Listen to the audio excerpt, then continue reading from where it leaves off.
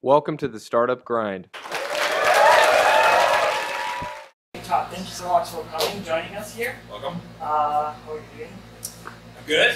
I've got my coffee. How Made the drive down this afternoon. Yeah, I guess it was that. How was your day? My day was good. Did you learn anything? Yeah, I learned that I made a mistake. I was telling Nicole about it earlier. This little platform plan thing that she and I are hacking together, Nicole, from spring, and yeah, it's a great thing about drives. First of all, I pound through a lot of audiobooks while I'm driving because I do tons of commuting up here to Vancouver, and I have some great recommendations on some of the best books that I think that are out there for startups. And then it just suddenly occurred to me, listening to one of them, that we're trying to collect some information, and I had not geared it towards startups enough in the ask for industry experts to give me feedback. So I did learn something. I just kind of going through mentally the work that's ongoing and kind of evaluating it while you're driving, and then Cool. seeing something you fucked up on. So. Yeah.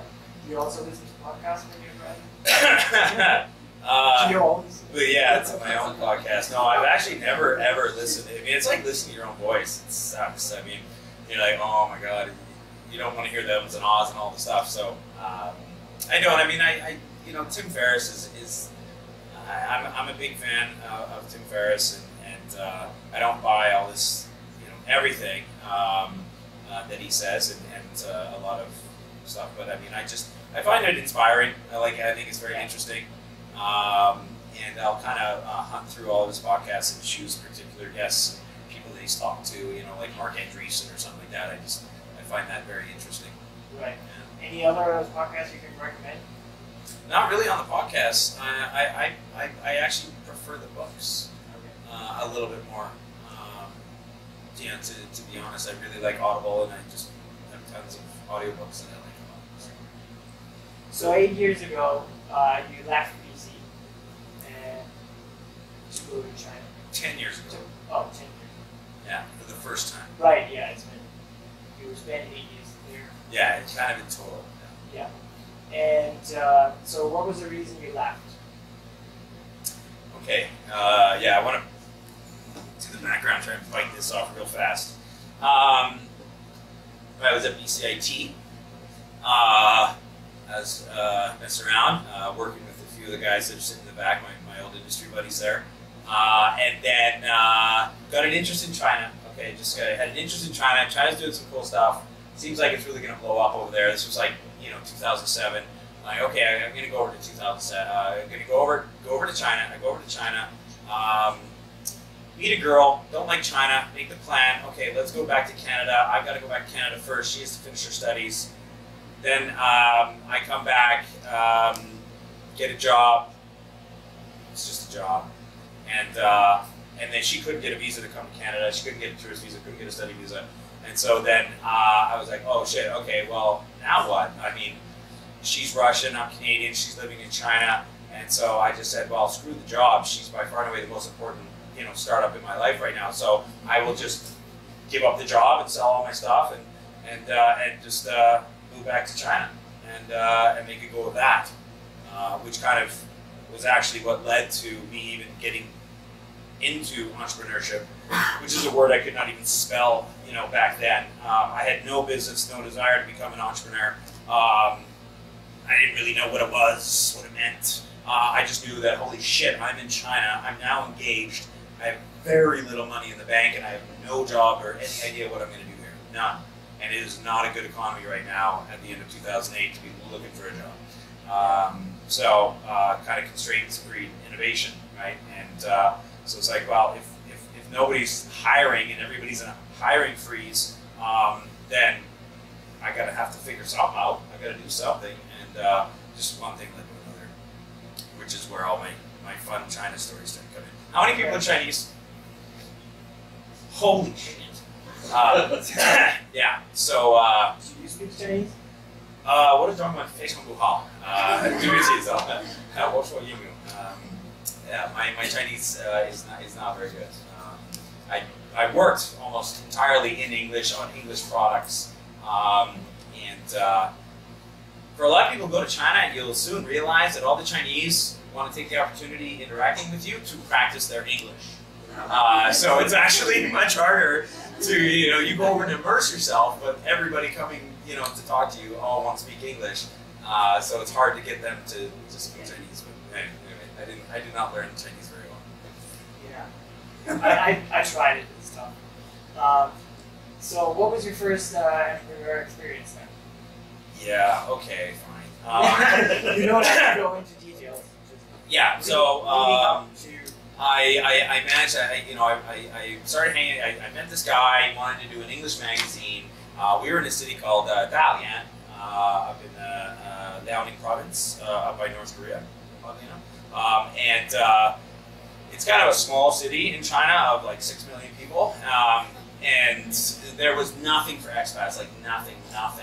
And so we got this bright idea of kind of building more of a DM, direct marketing style of magazine that we could like kind of cross advertise between all the other second and third tier cities around China that didn't have anything in English. Like in Beijing, they have the Beijinger, and there's like the other city weekends and other things like this over there, right? So, but there was nothing for the other cities. So we were going to create this, and so we started doing that, and then I kind of begged, borrowed, and took every cent I could get my hands on and put 20,000 US into the company. American partner steals all the money out of the company bank account and was paying for his paying off personal debts and things because he turned out to be kind of a douchey scumbag. And so then I remotely erased his hard drive on his computer and waited for him to call me, and I was having like a Ryan Coke at a local place. And, oh, really? Oh, that's a shame. Oh, it's weird. Okay, well, I'll come over. I'll see if I can help. And then I brought 8 Russian guys with me, and I just said, you have 5 minutes to get your fucking shit and your personal effects and get the fuck out. And if I hear about you being in the city again, these guys are going to put you in the hospital. And I was not joking. I was fucking furious. Obviously.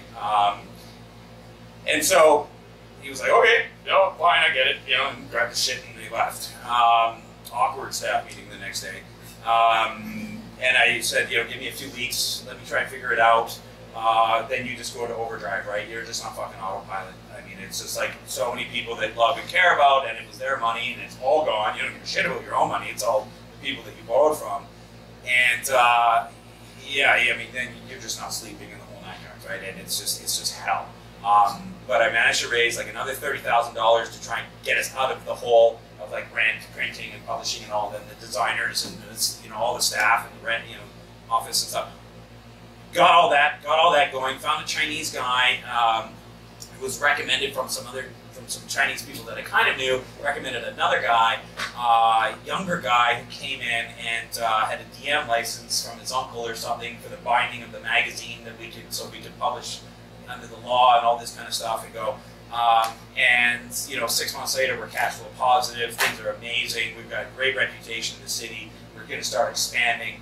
And it was like he knew the day that we were going to be cash flow positive because he walked in with a full lawyer and a full accountant and walks into the boardroom, starts putting down his little jade dragon and his little, thing, starts setting up his office. And I'm like, what the fuck are you doing here? And I called my investors. I'm like, something smells real bad. Like, this guy just walked in. He's setting up the boardroom as if it's his new corner office. We got trouble, I guarantee you. And sure enough, he just said, really point blank and very pragmatically, I'm stealing the company. And there's nothing you can do. Here's how I've already talked to the landlord into re-signing a lease over to me. I've moved the bank accounts. I've re-registered the company. I've got brand new chops for you Chinese people who know what a chop is, for all the documents. He had everything. He had done all the homework for months to prepare to be able to walk in and just like, effectively it already belongs to me. Now I'm just letting you know. And we tried to lawyer up. Turned out he was mafia.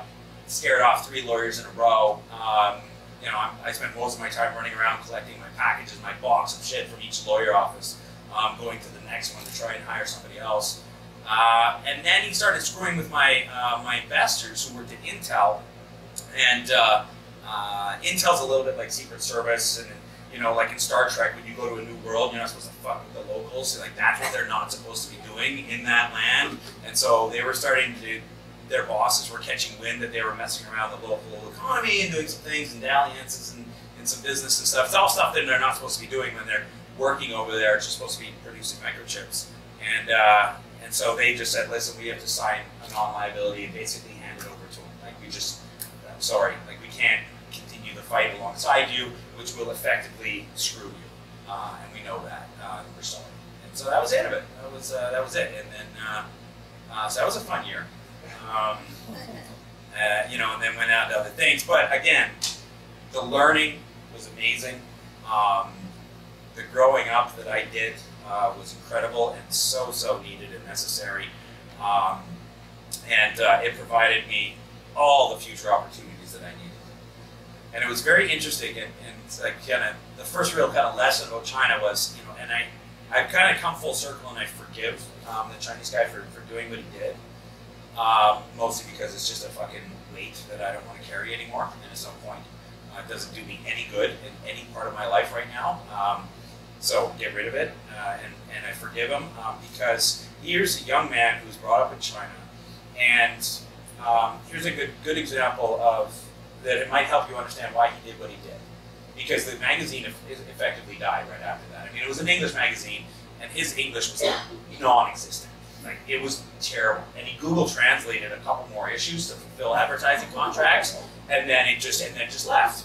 And it was brutal. It was so hard to watch and so hard to read. My baby just being absolutely destroyed in this broken English from Google Translate, which obviously back in 2009 was just terrible. And so I get a call from another Chinese business owner that I know who's very westernized, who I trusted, and he was an advertiser in the magazine, the whole thing. He's like, listen, you know, your business partner, Song Bin, I was wondering if you could put me in touch. And I said, the guy who just stole my company, that I fucking loathe and I never want to see or talk to ever again in my life. You want me to? Why the? He's like, yeah. No, I heard about that. That's terrible. It's awful. Like, it's just brutal.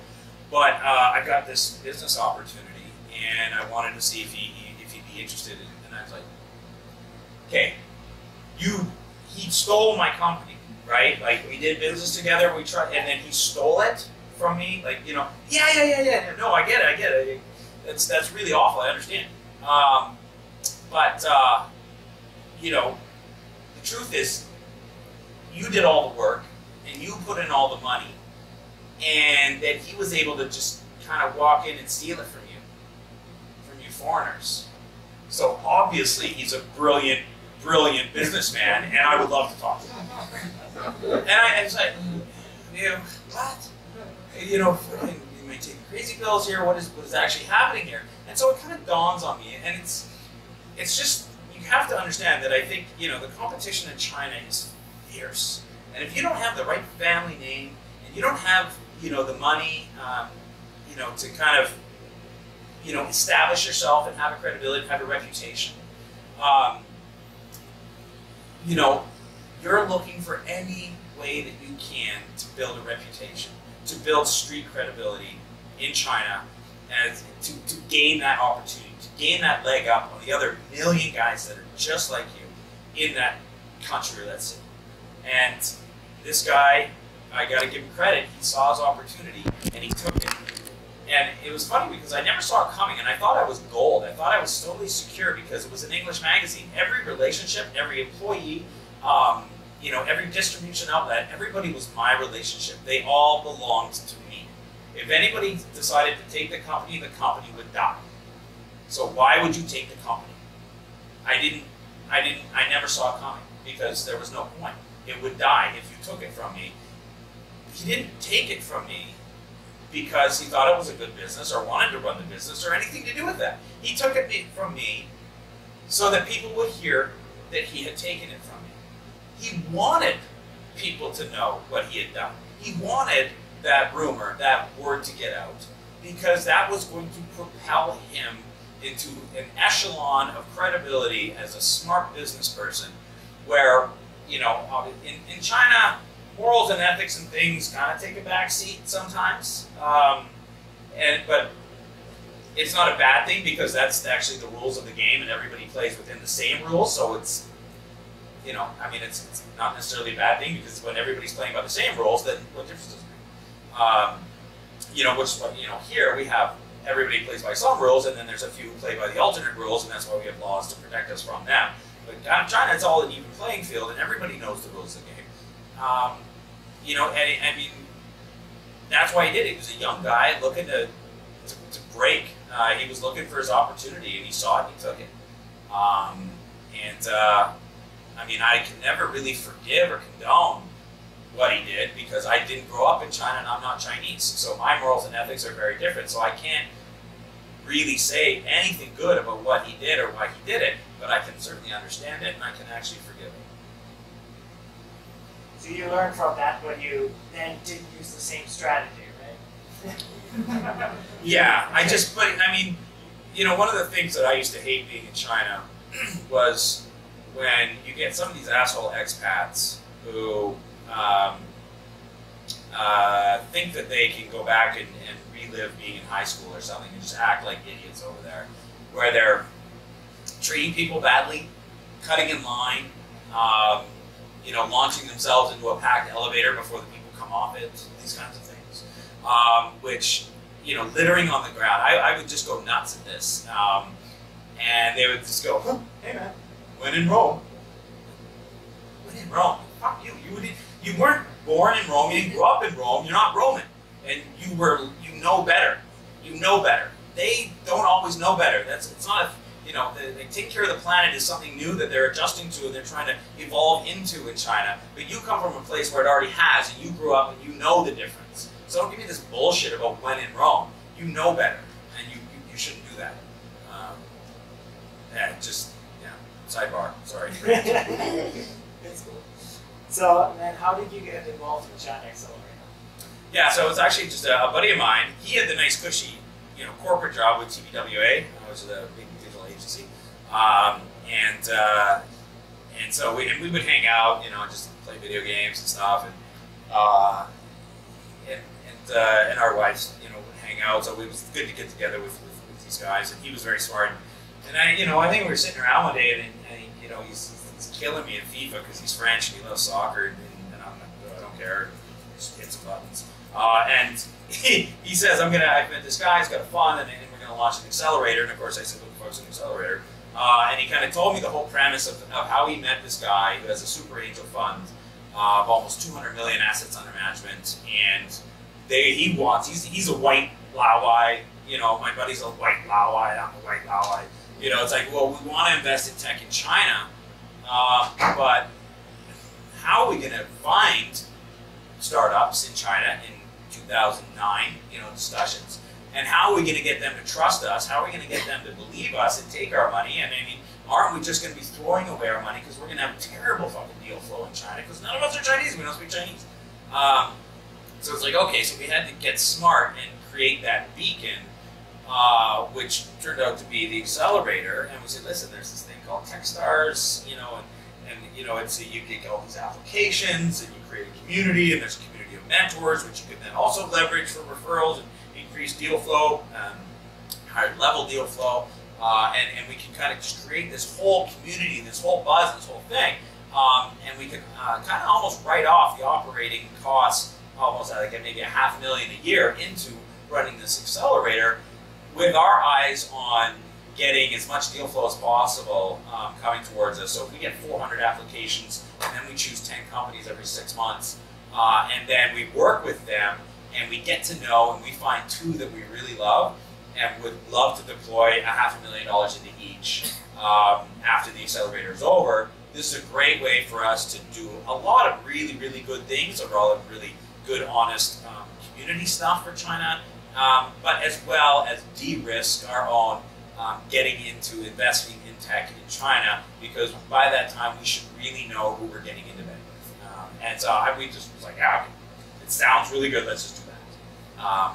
And so Cyril went off and was a mentor in residence at Techstars Boston in 2009, came back in 2010, got the office, modeled it, I was one of the lead mentors in the beginning. So I had an actual day job at that time, and then off and running, and then of course we found a company called Lead Motion, which is gesture control. So we were their very first investor, their seed investor into Lead Motion, and that kind of got us all interested in hardware. And then when we started looking at the market, saying like, why can't we run an accelerator around hardware? It seems very, very easy and very cheap to actually be able to prototype hardware designs now. The costs have come so far down now. Why don't we do something like this? And so we started taking a look at where hardware startups really fail, and we found that at the manufacturing stage, that was like their biggest first pinch point. Anybody can do a slick Kickstarter campaign and fool the fuck out of everybody about giving them their money, and then they'll be 18 months to deliver, and it's a piece of shit that barely works, and it's a big, what they call, campaign, right? So we thought, why don't we do something around that? We'll go to Shenzhen, okay? We have the bright minds. We can work on helping them run amazing Kickstarter videos, but really we're introducing them and helping them understand manufacturing in China. And that is where their biggest pain point lies as of today when it comes to hardware. And so that's what we did. And I mean, of course, then later, like you said, we had a lot more accelerators grow up out of all this. Of course, we started doing Boost, which we now call Hacks Growth, which is kind of life after Kickstarter. Once you've done a Kickstarter campaign and been very successful, now what though? How do you actually make that into a real company, a sustainable company? How do you get on the shelves of Target and Walmart and Best Buy, and how do you actually get out there and grow? So we brought in some retail experts and some manufacturing logistics experts, packaging design experts, pricing experts, all these kind of things, and just packaged around, made this really great kind of post Kickstarter accelerator for the next 2.0 stage of a hardware startup. Yeah. And Chinaccelerator is... Oh yeah, so then he went down to Shenzhen to run Hacks and invited me to join the fund and take over running Chinaccelerator. So I... The Chinaccelerator is mainly focusing on software, right? Yeah, pretty much. But it's probably easier to say we don't do software, we don't do games, we don't do synthetic biology, but we do. We definitely do platforms and service and commerce, education, health. A lot of things that are really just kind of large B2C and B2B sometimes. It's just harder to find good B2B. Yeah. And how did Chinaccelerator change the first time? Not really. I can't say that it has. We've upped the funding. We're constantly playing around with the deal terms to stay with the times, to make them more founder friendly. We really targeted trying to get more women in the programs. SOSV, for those who care, SOSV, I'm proud to say we are the #1 early stage investor in female-led startups in the world. I ran at least 2 batches where I had 50% female CEOs in my accelerator. Do you know why that is? I think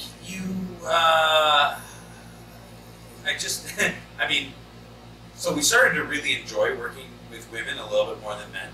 I think on the whole, they tend to be a little bit better CEOs. They just have more kind of empathy. And we are, I think it's like your model and what you believe in, and we really believe on just customer development at all times. Fuck market research, and no offense, futurepreneur, but fuck business plans.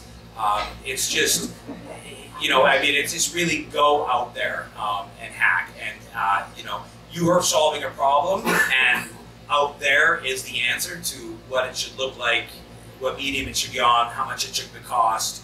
Everything is out there. All the answers you need to solve any problem in this world is out there. And I think women are just better at asking better questions and reading between the lines, and just have a better empathetic sense.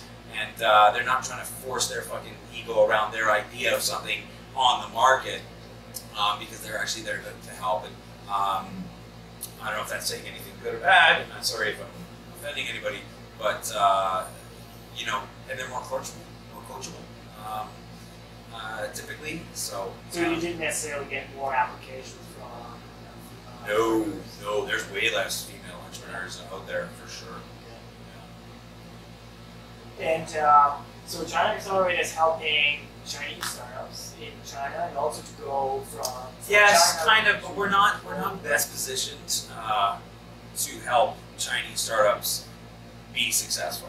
If they're going global, for sure. If it's local for local, no. There's other places that you can do that. We don't really play the same games. We don't have those same high-level relationships.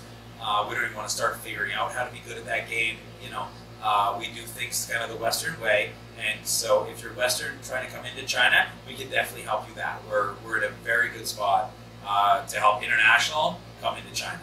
And obviously, we're in a very good spot to help local exit China. It's just kind of an 80-20. We'd much rather help a lot of international startups come into China, despite it being nearly impossible to be successful. Yeah. So, China is not built for foreigners. Yeah. And I've done a lot of talks. I've been fortunate enough to speak all over the world, and I come off stage, and all those hustling entrepreneurs come running up to me, and it's like, I've got this idea, there's this thing, it's not in China yet, I think it would really blow up there, so I'm thinking about, instead of doing it here, I want to go do it there, what do you think? And I'm like, no, absolutely not. 1,000,001 reasons not to go there, including the fact that you can't speak a lick of Chinese. And it just is a snowball effect from that. We'll get into the details. Just want to quickly check. So who actually wants to move into the Chinese market? Is generally interested. Okay, few. Good. All right. So what's the challenge? So is there anything in general specifically? Do companies have to kind of rethink how they market their product, or do they have to redesign their product? Well, yes, completely. You don't really. Let's put it this way. I mean, we all know the numbers of how many companies have tried to enter China and failed. Google was a very great example of an early stage one. Fun stories about things like Microsoft Messenger and other things, and then there's the really fun story about Uber completely getting their ass handed to them over there. It was like, Conor McGregor going against Mayweather, which is a terrible idea. It just you don't have any intuition. You've got none, and you don't. The biggest problem is, and I don't even mind that because I don't really care about intuition and gut feel as much as I do data. And how are you going to collect good data in China? How are you going to read and evaluate and analyze the data in China? We talk about, be out there, you just want to solve a problem, great, that's your mission, and then you go and collect data, be very fucking good at collecting data on what that solution should look like from the beginning to the end and how to get it out there. How are you going to be good at collecting data, or you and your team? If you don't speak Chinese, write Chinese, have any kind of Chinese cultural knowledge, and China is not, so nothing is up front. The more intelligent the Chinese person is, the more they're going to talk in poetic Confucianisms, of just like, nothing is really, it's like you ask them a very direct question, they'll say, well, bird in the hand is worth two in the bush. Then you ask another question, and it's another poetic answer. Like, nothing is ever said directly. So there's learning the language, and then there's the second phase of learning the language, which is what everything they said actually means. And it's hard. It's really hard. It's true, right? Yeah. I mean, so it's very difficult. So for you to be able to go over and actually talk to customers and understand what it is that they're dealing with and the pain that they have and the problem and how they would like that solution, you're screwed. Don't even bother. I mean, if huge companies with massive amounts of capital who hire massively local teams still can't get it right and do it and win, what chance do you have? I just don't recommend it. You've got all the resources you need to get up and off the ground and even be able to get through getting a Series A here at home. If you can't do it here, you cannot do it there. Yeah. So yeah, I learned from your podcast, for example, that there are different forms of yeses in China, right? Well, because there is no no. Yeah. It's just yes. But how they say it and the way you say it, you got to be like, okay, that was a strong no, that was a medium no. Even though they said, oh yeah, no, definitely. Yeah, next week, something's good. Next month, we're going to be doing this, and then should be able to do it. And I'm like, yeah, that's a no. It's not happening. Yeah, so how are you helping startups? What can the mentors do for the teams? So like the teams that get into Chinaccelerator, right, that actually are there, they usually have, first of all, they have a heavy Chinese knowledge, okay? I mean, 90% of the foreigners and the international companies that got into Chinaccelerator is because these were people who had already spent 10 or 15 or 20 years living in China. Right, so they knew, and they were already very well aware, very well versed, and had good trust in staff, and you know, had a good sense of the problem. So when they start talking about the problem they're trying to solve, we agree that that is a problem that needs to be solved. And I mean, that's the thing. You can't go into a foreign land like who's going to go to Nepal and go for a little hike without having a Sherpa? You know, that would just be stupid. That's why Sherpas exist, and that's why they're there. So we were kind of your China Sherpa, of actually being able to align you with resources. We can bring you those high-level Chinese resources and connections and network and money that you wouldn't ever be able to get on your own. Like, you just, if you're going to China, you're going to need help, and you're going to need a lot of it. So that's what we were there. And it's case by case. Industry, need, stuff you're, you know, dealing with. Would you say that's also true for other Asian countries, South Korea? Well, I mean, so I mean, cultural differences and barriers are everywhere. Every culture, you know, is different. I think it makes a big difference. I mean, you know, Coca-Cola doesn't taste the same in every country around the world. Mexico Cola is actually really awesome. I always get it when I'm in San Diego. It's just, I mean, yeah, I mean, basically, I mean, you just, it's difficult. It's different everywhere. Yeah. So it's just especially different there because it's 180-degree different. Right.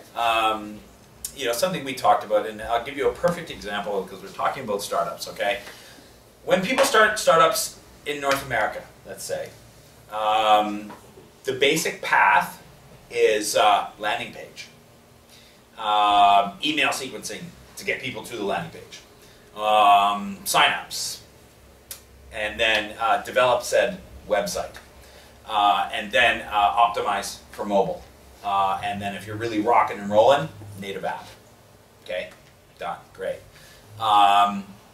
China is completely the other way around. It is start a WeChat group. Start charging for premium content to validate through currency. Then you would probably do a light HTML app, WeChat app inside WeChat. Then comes the huge hurdle, migrate said users out of WeChat environment into native app. Very, very fucking hard. Then maybe a mobile app or a mobile site. And if you're really, really, really at the end of trying to figure out some stuff to keep yourself busy, maybe a website, maybe. But I mean, nobody's on web. I mean, China is mobile first, mobile only. For most of the Western world, you grew up on the internet through a computer on a desk with nice Macs and, you know, the whole story of Steve Jobs and IBMs and Hewlett Packards and all these things. You know, this was life of the internet from the 90s and 2000s for most of us. This is where we all grew up on the internet. China did not. Okay. For most Chinese, it kind of started with the development of the smartphone. And, you know, this is where you suddenly could have internet penetration into so many areas at an affordability that, you know, 800 million people in rural areas could actually afford and could engage with. China has literally grown up. Their internet growth, evolution, understanding has been all developed via a mobile experience, and that kind of brain switch, which a lot of people don't even understand. Like, people come to me talking about, like, you know, I've got this new email security management software or something, and I think it'd be great for China. I'm like, the Chinese don't even fucking use email. Like, what are you fucking kidding me? No, that's a bad idea. Everything is Messenger. You know, if you got big files, you just kind of QQ that shit over, and then, you know, that's how you do it. I mean, you know what I'm talking about, right? I mean, it's crazy. There's no real email. I mean, I helped. We talked about. We were going to talk about SendGrid, right? Yeah. At some point, right? And why they did well. This was exactly why. You know, a bunch of executives from SendGrid. They're like, hey, could you help us? We're going to send our whole executive team over. We want to explore going into the Chinese market. Can you help us? Yeah, sure. We'll go. We'll go talk to all the major people and stuff like this, and I'll do like the tour with you, and we'll take you around for 10 days. And they left with their tail between their legs, like, fuck no, what a waste of time, because they don't do email. They just don't. It's just and trust me, any decision maker in China who has an email address is not checking their own email. They have somebody who checks all their own email and manages their email for them. They're just on their phone sending messages about stuff or taking calls. You know, that's it. You know, they just don't do it. But it's this kind of very flip-flopped everything, consumer tastes, consumer behavior, you know, money. How, you know, I mean, talk about a cashless society. It was awesome in China towards the, you know, the last year or two that I was there, never having to carry a cent of cash anywhere. I could roll up into the smallest little quick store, you know, in Shanghai and get myself, you know, just like a boiled tea egg, you know, and just like, you know, throw up my WeChat barcode, and then they would just scan it with the till scanner, and then I was gone. That was it. You know, it's just super awesome. Yeah, we're gonna talk about WeChat a little more shortly. WeChat is the best. Just wanted to absolutely the best. By far, it's literally the best tech product on the planet, bar none. Cool. So just also except for the international version sucks. The local version is amazing. Because you mentioned SendGrid, and I think you know Ryan Holmes quite well, right? Yeah. So Ryan and I, we grew up together in Vernon, and we went to high school together. Yeah, he's a year younger than me, but you know, Vernon's a small place, and you know, we both like playing paintball, which was his kind of first startup. He used to come to high school. He'd buy paintballs in bulk off of eBay, and, like, you know, packs of 5,000, and put them in 50s in little baggies, and then bring them to school and sell them at a profit to all the kids in school who wanted paintballs for their paintball guns. And I don't know, you know, it was the 80s. Paintball was huge, so. So yeah, and Hootsuite also tried to enter the Chinese yeah, market. Exactly. It was the same thing. Do you think they had a strategic advantage coming in, and what was their mistake? Not really. I mean, you know, it's like, okay, you know, Hootsuite is a social media management dashboard, kind of, right? And so, like, you have your speedometer and your tachometer and your gas gauge and all these things, and it's like my Instagram, my LinkedIn, my Facebook, you know, it's okay, it's all there, and I can watch and calculate and measure and you know, schedule all my stuff, and I can see everything right there. And then you get into this other car, and there's one thing. It's called WeChat. And it's that's it. Like, there's just like one thing, you know. And I mean, at the time, and I mean, you know, with all due respect to Weibo, because Weibo has not died. It has not died. It's probably in the 700 million user, you know, range or something like that. It has a very particular use. Weibo is like the Chinese Twitter, but it's not. I only say that to people who are, you know, ignorant enough in a non-offensive way to kind of like get it from saying that. But it is actually very different in how it's used. And then a Renren, of course, was the original kind of the Chinese Facebook copy that won out of all the other copycats, and then it just kind of died. But I mean, WeChat is just everything. You know, I told my dad to buy 10-cent stock in the Hong Kong Stock Exchange in 2013, and it is more than quadrupled in share price in the last 4 years, and I just wish I had taken my own advice and bought it. And I would still buy it. I would absolutely still buy it if they can ever figure out how to get WeChat out of China. Oh my God. But yes, so that was it. So Hootsuite, and of course they weren't going to play ball. They tried. You know, they hired Chinese people to represent and to you know, and the whole thing. But it was just 10 cents not going to share it. They're not going to share. They don't want to share with anybody. And I mean, look at how, I mean, you can understand now, why would you ever give a foreign company access to that kind of data? China will not ever allow that. I mean, they're really messing with a lot of the tech companies over there right now. They're really making moves to strictly control who has access to what data and who is saying what. And I mean, the government, it's amazing how, I mean, could you imagine, you know, Trump being able to come in and take Bezos and just bitch slap him, you know? But like the Chinese government can do that. Like they can take those companies and Jack Ma and go, Jack, you know, what are you doing? You know, it's like they are much more powerful than any big tech company in China by far. And you do not fuck with them. And they want the data, they want to control it all, they want to see it all, big brother it all. And everybody's at their mercy. That's another thing about going to China. You have to play ball with the government. You have to.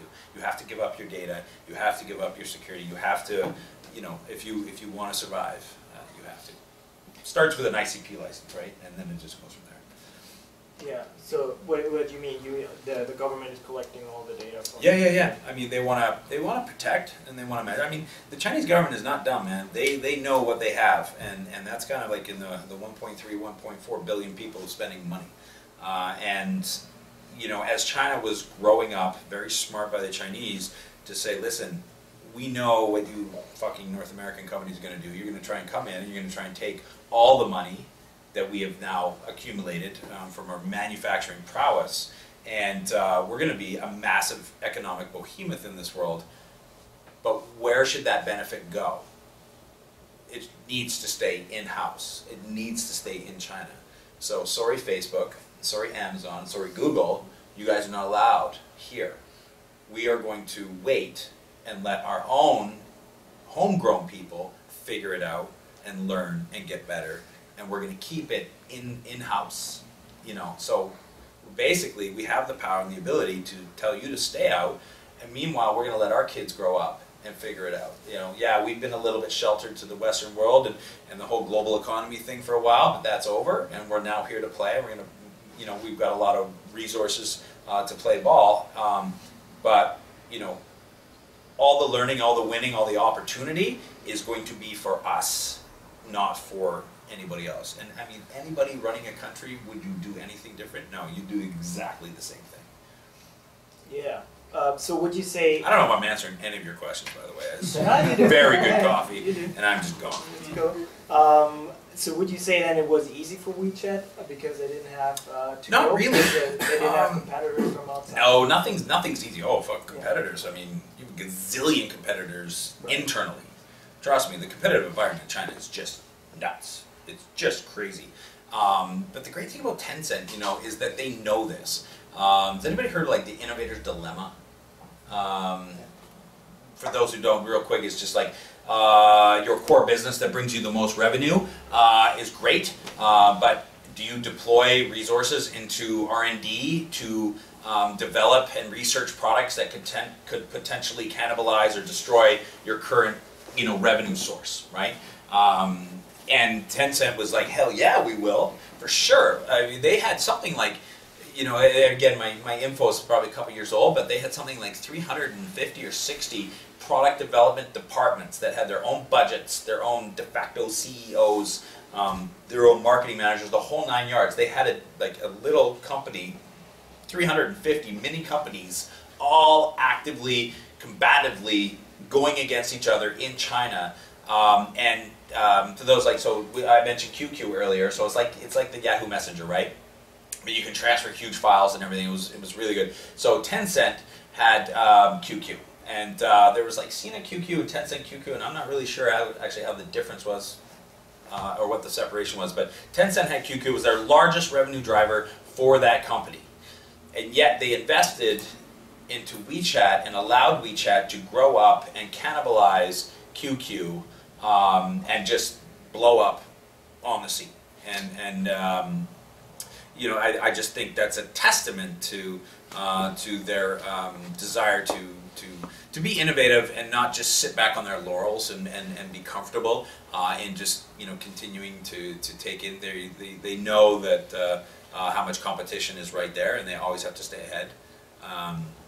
So, you know, which leads, and then the walled gardens of Alibaba and Baidu and Tencent, and they don't play well together. Which for those of us in China are like, thank God Alibaba and Baidu and Tencent all fight against each other, because if they were ever to get together and actually like form a relationship, and like holy shit, the world would be just dead. Yeah. Yeah. So yeah, WeChat is this great app. It's called the app for everything, kind of. Right? Yeah, it is. And so why How many people use WeChat? Here and there. Yeah, a couple of my friends who I forced onto it years ago. But yeah, I mean, it's pretty amazing. It'd be great if the local version was the same here. But being able to do everything. I mean, imagine, you know, WhatsApp, right? Okay, like we would run events. So they've got like a special app, which is basically Microsoft Office as an app within WeChat.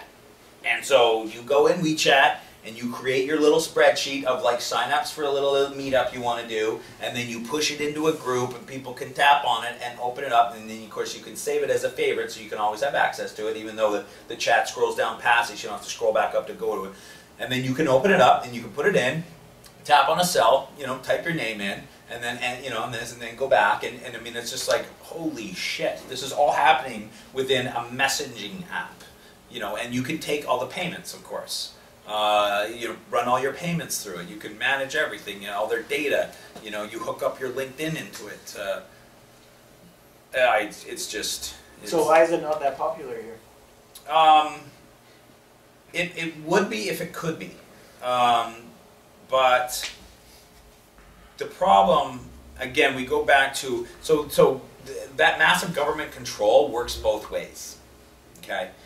It's a two-way highway, or a two-way opposite. It's a two-way gate, right? That when it's locked one way, it's kind of locked the other way too. So what the government doesn't want, even what Tencent doesn't want, is all the international companies running e-commerce through WeChat, or even, you know, JD or Taobao or something, and sucking funds out, you know, of China. And so there's now this also works in reverse as far as, you know, the Chinese. I mean, you can't kind of have a one-way door as far as the Chinese being able to run commerce out. For instance, so this is kind of where it starts, and with data protection and stuff. So they can't. You'd have to create something almost completely separate, which would be very difficult. You'd have to localize, right? And I mean, we talk about, you know, the big thing about going to China, everybody says they copy what everybody else does. They don't copy, they just localize. They localize for the Chinese, for the flavor and the taste and the UI and the UX, and, you know, the whole thing is they just localize it for the Chinese, which nobody else could do anyway, so don't bitch about copying. You know, you weren't going to go in and be successful anyway, so just shut up. Just ignore it. I mean, kind of like you weren't going in and they're not coming out, so just let it go. But yeah, so it's just there's a whole thing. I mean, so WeChat spends, they're trying, they got it. They went after South Africa first of all places for some reason. Or no, WeBank actually I think opened up in South Africa first. It was kind of the big deal, the first kind of China, Hong Kong place that you could actually do WeBanking. It's an internet bank. We can talk about why internet banks are so successful in China, or why Bitcoin is so successful, or peer-to-peer lending is so successful in China, and more than any other place in the world. But yeah, so they spent $120,000 US a day on advertising internationally, WeChat, in 2015. $120,000 US per day on international marketing. And really, has anybody seen an ad, you know, lately? Or, you know, I mean, do you ever say, I mean, it's just, nobody can really adopt it. And it's got nothing really to do with the competitors. It's you know, WhatsApp sucks. I'm sorry, but I'm come from the WeChat world, and then you look at WhatsApp, and it's like, oh my God, how did you get $19 billion? That is fucking crazy. You're a terrible product. But interesting thing about that is that, you know, WhatsApp used to be 99 cents, right? It was 99 cents a user. And so that's basically your valuation right there. You know, you're not selling anything else. You get 99 cents when somebody signs up. That's your user valuation. But for the first time in history, I think the bankers of a company being sold were actually smarter than the founders. And they realized that they should actually price their user valuation at WeChat's user valuation, not WhatsApp user valuation. And WhatsApp user valuation was 99 cents a user. WeChat's user valuation was $25 per user. And so that's what they did. And they priced the acquisition using user valuation of WeChat instead of their own company, and got $19 billion, and the whole world just went, what? There's no way you're just talking to your friends and that's $19 billion? And then everybody in the world was like, I could have built that. So sorry again, did I answer your question? Yeah. So it's a great opportunity to learn from WeChat, or take some of their ideas and try to build it here. So do you think maybe, but it's a taste, it's a consumption desire. It's I mean, are you really solving a problem? Or is anybody in this world over here in Western, the Western world dying to have this all-in-one thing? Wouldn't that scare the shit out of people if like one place had everything, had all their e-commerce, had all their data, had all their security, all their payments and their credit cards, and people would freak out, I think, and it'd be very dangerous, I think.